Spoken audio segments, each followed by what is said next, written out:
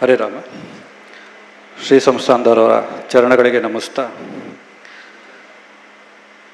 ವಿಶ್ವ ನಮನ ಕಾರ್ಯಕ್ರಮ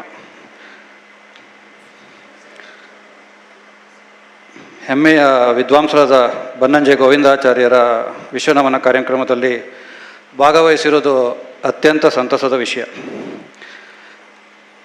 ಸಂಯುಕ್ತ ಆಶ್ರಯದಲ್ಲಿ ಈ ಕಾರ್ಯಕ್ರಮ ನಡೆಯುತ್ತಿದೆ ಅಂದರೆ ಅದಕ್ಕೊಂದು ಅರ್ಥಪೂರ್ಣವಾದ ವಿಶೇಷ ಅಂದರೆ, ರಾಮಚಂದ್ರಾಪುರ ಮಠಕ್ಕೆ ಸಂಕಷ್ಟ ಇದ್ದಾಗ ಜೊತೆಗೆ ನಿಂತ ವಿದ್ವಾಂಸರಲ್ಲಿ ಬನ್ನಂಜೆಯವರೊಬ್ಬರು. ಗಟ್ಟಿಯಾಗಿ ಮಠದ ಜೊತೆ ನಿಂತಿದ್ದೀನಿ ಅಂತ ಹೇಳಿದವರು ಬನ್ನಂಜೆಯವರು.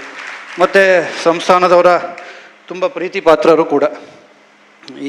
ಈ ವಿಷಯ ನಾವು ಕೇಳಿದ್ದೀವಿ, ಇಲ್ಲಿದ್ದವರಿಗೆ ಗೊತ್ತಿರಲಿಕ್ಕಿಲ್ಲ ಬಹುಶಃ. ನಾನು ಮಾತಾಡುವಾಗ ಏನು ಮಾತಾಡೋದು ಅಂತ ಯೋಚನೆ ಮಾಡ್ತಿದ್ದೆ.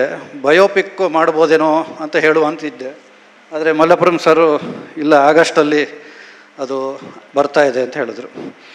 ಇನ್ನು ಮಲ್ಲಪುರಂ ಸರ್ ಹೇಳಿದಾಗೆ ಅವರ ಪಾಂಡಿತ್ಯ, ಸಂಶೋಧನಾ ಮನೋಭಾವ ಹಾಗೂ ಭಾರತೀಯ ಸಂಸ್ಕೃತಿ ಸಂಪ್ರದಾಯಗಳ ಕುರಿತಾದ ಆಳವಾದ ಅಧ್ಯಯನ ಒಂಥರ ಮನಸ್ಸಿಗೆ ಹಿತ ನೀಡಿತು.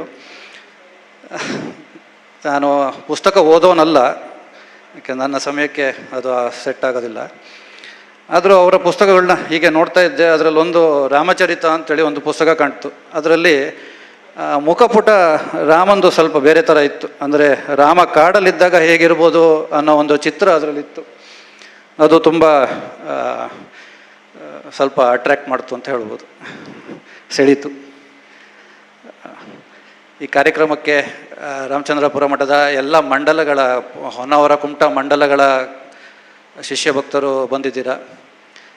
ಮಠದ ಅಂಗಸಂಸ್ಥೆಗಳ ಪದಾಧಿಕಾರಿಗಳು ಬಂದಿದ್ದೀರಾ. ಮತ್ತು ಆಗಮಿಸಿದ ಎಲ್ಲ ಗಣ್ಯರಿಗೆ ರಾಮಚಂದ್ರಾಪುರ ಮಠದ ಕಡೆಯಿಂದ ಅಭಿನಂದನೆಗಳು. ಹರೇ ರಾಮ.